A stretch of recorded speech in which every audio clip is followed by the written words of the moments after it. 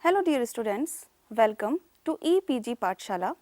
I am Dr. Ruchi Bhargav, Assistant Professor in Education, Khalsa College of Education, Ranjit Avenue, Amritsar. Well students, today we will discuss about the topic History and Structure of Educational Administration during British period.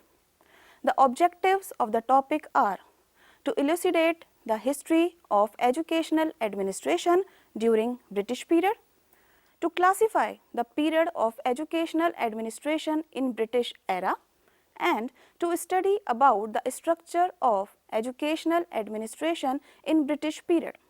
Now, first of all, we will discuss the concept of educational administration during British era. Educational administration of the modern type may be stated to have its genesis and development during the British period only.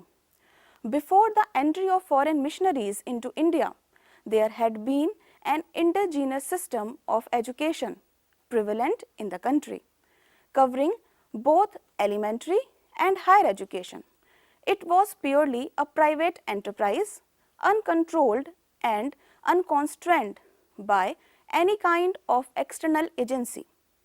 Indigenous education specifically focus on teaching indigenous knowledge, models, methods and content within formal and non-formal educational systems. The growing recognition and use of indigenous education methods can be a response to the erosion and loss of indigenous knowledge through the process of colonization, globalization and modernity. The organization of these institutions had the least resemblance of the present type of educational administration. In the beginning of British period, the education and its administration was in the hands of foreigners for a long time. Later, the demand for the Indianization of educational administration has been intensified. Mostly, the policy of alien government was of non-interference and withdrawal from the active participation in educational expansion programs. Hence, private enterprises, both Indian and foreign, had received encouragement by way of grant in aid. Consequently, the machinery of educational administration that had its growth and development during the period has been vested with the controlling and supervisory function mainly. We can classify the development of educational administration during British era in underneath phases. Now, first of all, we will discuss about the early phase of educational administration during British rule, which began in 1757 and lasted till 1812. As in early periods of British rule, they had the tradition to follow laissez-faire policy on non-interference policy. All the schools were administered internally, there being no external control.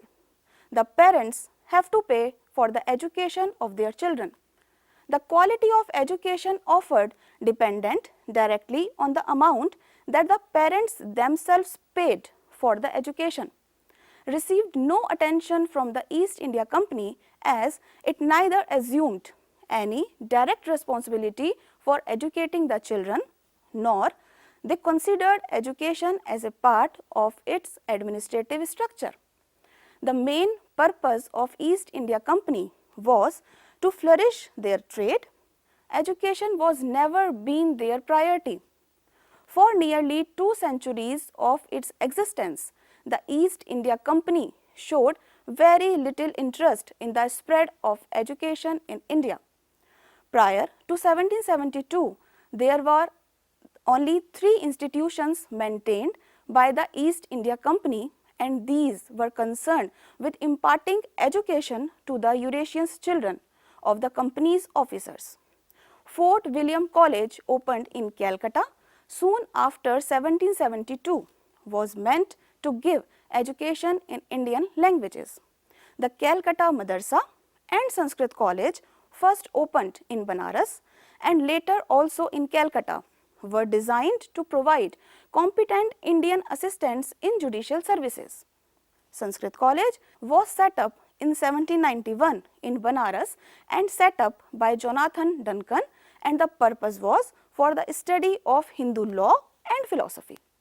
Calcutta Madrasa, which was set up in 1781 in Calcutta by Warren Hastings for the study of Muslim laws and related subjects. At the government level, there was a little chance of developing any kind of educational administration set up during the early period of British rule.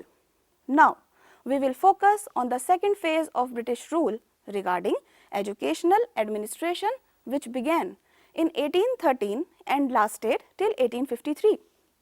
This period is termed as a period of provincial line of action because different provinces, Bombay, Madras, Bengal, Punjab and Northwestern Province were left free to adopt their educational policies.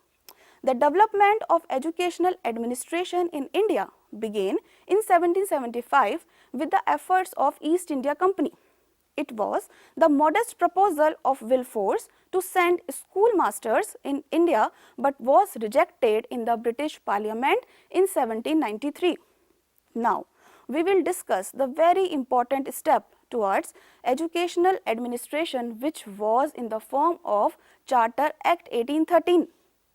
It was only the Charter of 1813 that East India Company recognized the responsibility for the education of the Indian people. Section 43 of the Charter Act of 1813 declares that a sum not less than 1 lakh rupee in each year shall be set apart and applied to the cause of education. With this declaration, official atmosphere was made to recognize the educational activities in Bengal, Bombay and Madras from 1823 to 1837, and Bengal set up Committee of Public Instruction in 1823 for implementing the Charter Act of 1813. In a resolution dated 17 July 1823, the Governor-General Council appointed a General Committee of Public Instruction for the Bengal Presidency. Later, this General Committee of Public Instruction was replaced by another known as the Council of Education, which is the second administrative structure of education initiated in the country by the company. Now, we will focus on Lord Bentinck's resolution related with administration of education. Features of Lord William Bentinck's resolution of 1835. It was based on Macaulay's minutes passed in the favor of English as medium of instruction. In this resolution, he declared that the assistance towards spread of education would be confined to English schools only, and that all the money to be granted would be spent in opening such institutions. In Bombay, the Bombay Native Education Society was doing good work. In 1814, when it was wound up to be replaced by Board of Education, it constructed 4 district English schools and primary schools, which were of the secondary school standards of present day. Bombay was the first province to introduce systematic administration of education. The history of education in Madras during the period 1823 to 53 makes a lawful reading. However, due to conduction of missionary activities on a very large scale in Madras, English education was imparted more extensively than even in Bombay, where there was an English school in each district of province. In the Northwestern Province, the education institutions were controlled by the government of Bengal up to 1843, when they were transferred to the Northwestern Province. During this period, there was a tendency towards centralization of educational administration. Majority of educational institutes were under the control of General Department of Government of India. Now, we will learn the third phase of educational administration during British period. The third phase, which began in 1854 and lasted till 1919. This period is known as the period of extreme centralization. The Government of India was concerned with the administration and general policies. They exercised a great influence on the provincial legislation, finances and administration. Provincial governments remained as the agency of central government which were expected to submit proposal for education legislation before introduction. For previous sanction of Government of India, the province of Punjab was constituted in 1854 and government established a school on modern lines in Amritsar. Now, we will focus on the recommendations of Wood's dispatch. Strictly speaking, a modern system for administration of education was established after Sir Charles Wood's dispatch of 1854. It has been described as a Magna Carta of the English education in India. The dispatch laid down the foundation stone of the system of administration of education in India. The type of administration for education which he introduced is similar of what we are having today. Now, we will learn the status of educational administration after 1854. By 1854, the Britishers, as they believed, had a firm footing in India. The Board of Directors therefore accepted the responsibility of educating the people of India, and thus came the education dispatch of the Board of Sections of the East India Company in 1854. In 1857, more and more high and middle schools were opened and attention was given to the primary education department. Department of Education started functioning in all provinces and the grant-in-aid system was established.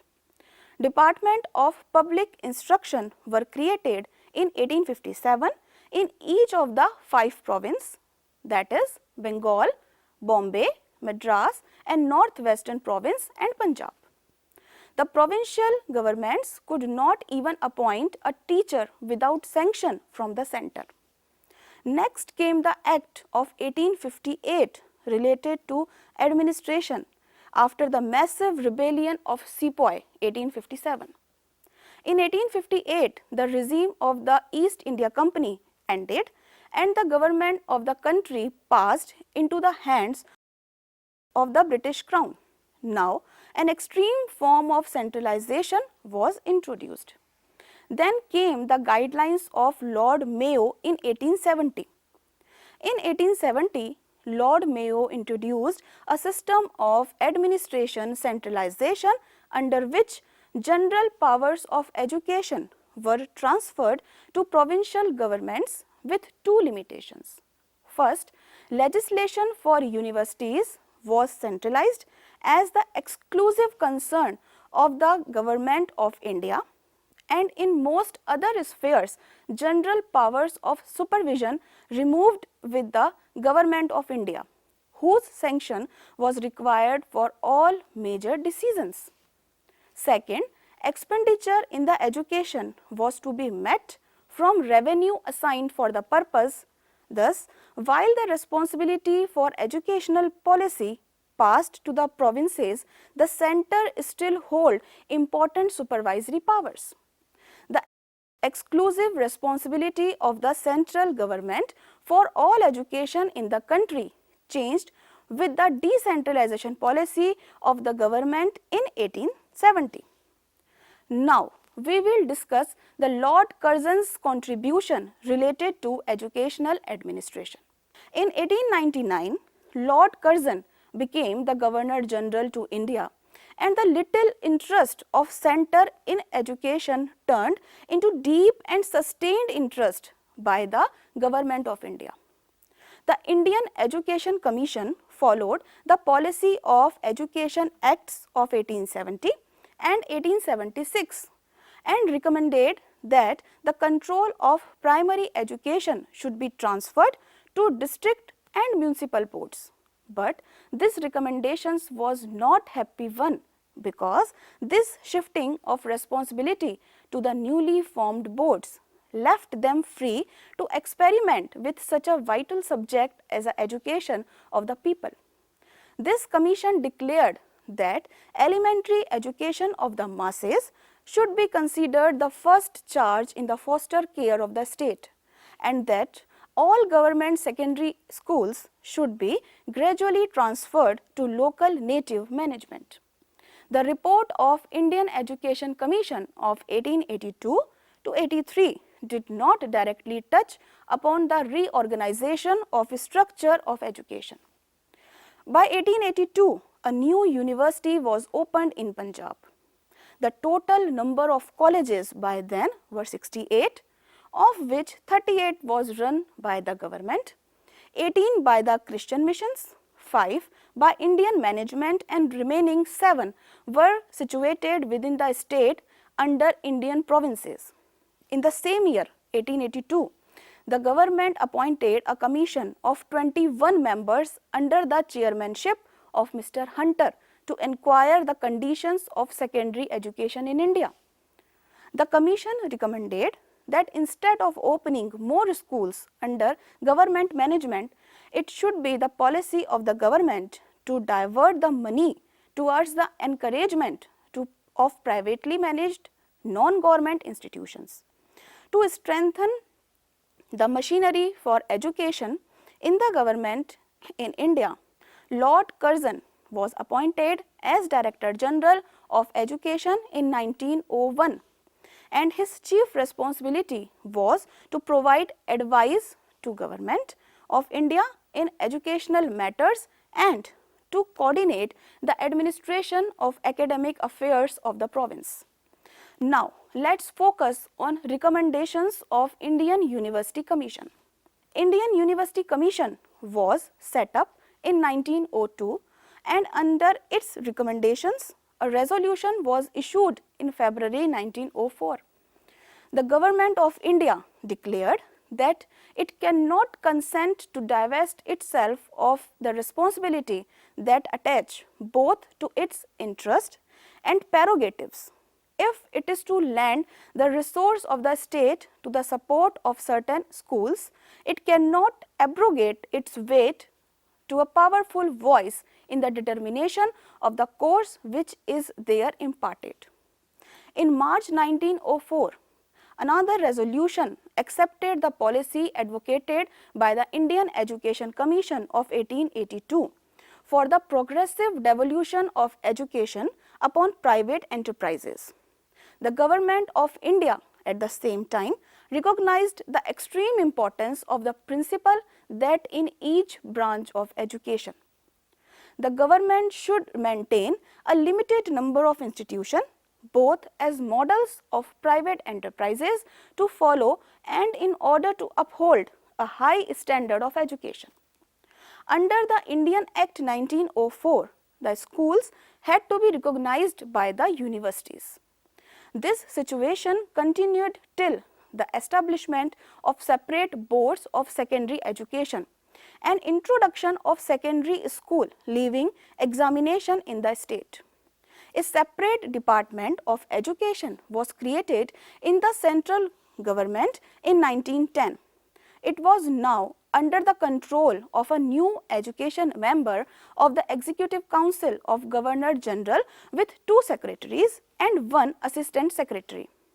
The post of Director General was abolished at this stage, which was revived in 1915 with a changed designation of Education Commissioner. In 1910, Lord Minto and Lord Murley took steps to improve the organization of Government of India, and as a result, education, which was earlier the responsibility of Home Department in the government, was transferred to new Department of Education. Let us discuss about the contribution of Calcutta University Commission. In 1917 to 1919, the Calcutta University Commission under the chairmanship of Sir Michael Sadler observed that the dividing line between the university and secondary courses should more properly be drawn at the intermediate examination stage, Then the matriculation and the admission test for universities should be passing of the intermediate examination. The Act of Parliament of 1919 marked the beginning of parliamentary government in India. The provincial governments came to be administered through what is known as diarchy. Under this system, the sphere of activities of a provincial government was divided into two parts, the reserve departments and the transfer departments. Under this system, education with some minor exceptions became a provincial and transferred subject in charge of the Indian ministers for the first time. The Government of India Act 1919 introduced a new concept of central responsibility, advisory and coordination. Now, we will focus on the final phase in the British era, which began in 1920 and lasted till 1947. This stage is called the period of provincial autonomy, as there had been comparatively greater devolution of power to the provincial authorities. So, in 1921, because of the dual administration set up in the country, state legislation assemblies and the Ministry of Education came into existence. In the same year, the Central Advisory Board of Education was set up as an instrument for the discharge of the centre's advisory functions.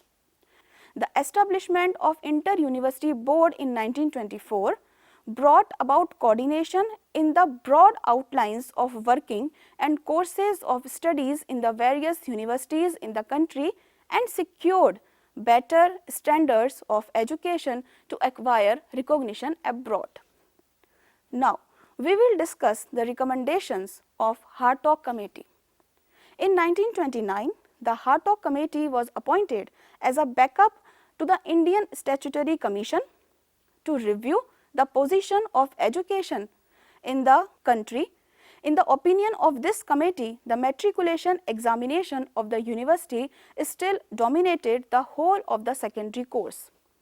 The committee recommended diversion of more boys to industrial and commercial careers at the end of the middle stage, as a preparation to special instruction in technical and industrial schools.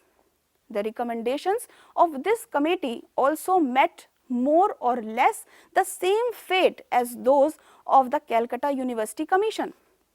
So, these recommendations could not be implemented. The recommendation was discussed again by the Sapru Committee in 1934. It recommended that the intermediate stage should be abolished and the secondary stage extended by 1 year. The secondary stage should consist of 6 years to be divided into two, the higher and the lower, each covering a period of 3 years. The whole course covering 11 years, 5 for primary and 6 for secondary. The general course should be of 8 years up to the lower secondary stage. The recommendations of this committee too did not seem to have had much impact, except to provide the basis for the diversification of courses later by the Secondary Education Commission. Now, we will focus on the major recommendations of 1935 Act. The Government of India Act 1935 introduced full provincial autonomy in 1937, and this gave greater powers to the Indian education ministers than they had under diarchy. It was for the first time, therefore, that the educational problems began to be studied from the national point of view. A lot of exploratory and experimental work was done with regard to the primary education, secondary education, adult education, vocational and physical education and teachers training, etc. But not much work could be done with regard to higher education. The transfer of control of education from the central government to the provincial governments not only deprived them of the central government's guidance and help, but it isolated them from one another. The transfer of controls was very helpful to promote education according to the local needs. But this boosted provincialism. There was now neither any coordinating agency between the provinces and the central government, nor among the provinces themselves. Feeling the need of this coordination and general common policy for the development of a national system of education, particularly in the area of higher education. Central Advisory Board of Education was revived in 1935. In 1936 to 37, two expert advisors, Abbott and Wood, were invited to advise the government on certain problems of educational reorganization, particularly on problems of vocational education. One important result of their recommendations has been that a new type technical institution called the Polytechnic has come into existence. In some provinces, technical, commercial and agricultural high schools conducting not literary course were also started. The Zakir Hussain Committee of 1937 was appointed to formulate a scheme of basic education. It suggested that the duration of the course of basic education should be of 7 years and education made free for boys and girls from the age of 7 to 14. In conjunction with the Wood-Abbott report, the Central Advisory Board of Education discussed the Zakir Hussain Committee report. On 2 occasions, the board appointed committees under the chairmanship of B.C. Kher to consider the report. In 1939, the second committee gave very careful consideration to the relationship of high schools to basic education and recommended that pupils at the age of 11 plus should, on completion of the 5th class in the junior basic primary schools, should be diverted either to senior basic middle or to high schools according to their abilities and aptitudes. Lastly, we will discuss the recommendations of Sargent report. The John Sargent report of 1944, called Post-War Educational Development, recommended that the intermediate course should be abolished. Ultimately, the whole of this course should be covered in the high school. But as an intermediate step, the first year of the course should be transferred to the high school and the second to the universities. Unfortunately, the plan was not given a trial, with the result that the regeneration of educational system of India has been considerably delayed.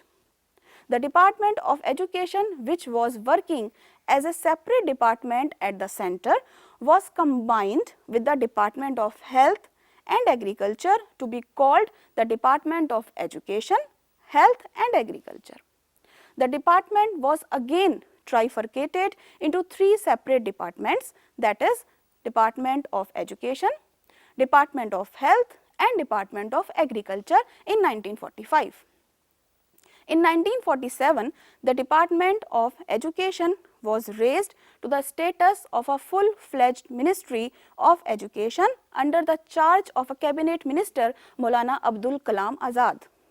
The ministry was designated differently at different stages according to the volume of work entrusted to it, and now it is called the Ministry of Human Resource Development. To summarize, this module discusses about history and structure of educational administration during British period. The education system which the British had worked out to consolidate their rule within 4 decades produced results contrary to their expectations. Many committees were appointed which gave reports for the improvement of education, resulting into considerable expansion of educational administrative machinery. The Curzon reforms reflected the fact that necessary changes had to be made corresponding to the needs of the ruling classes. This is only a brief description of official British educational policy in India. The debates in education policy reflected the clash of interest between the British and Indian middle class, which was too interested in money and possessions and in being socially respected, while the former attempted to restrict education and impose a control with a view to stop students from taking active part in politics. The latter saw the advantages of expansion of higher education as strengthening the national movement for providing the human resource for the development of capitalism in independent India. Thank you.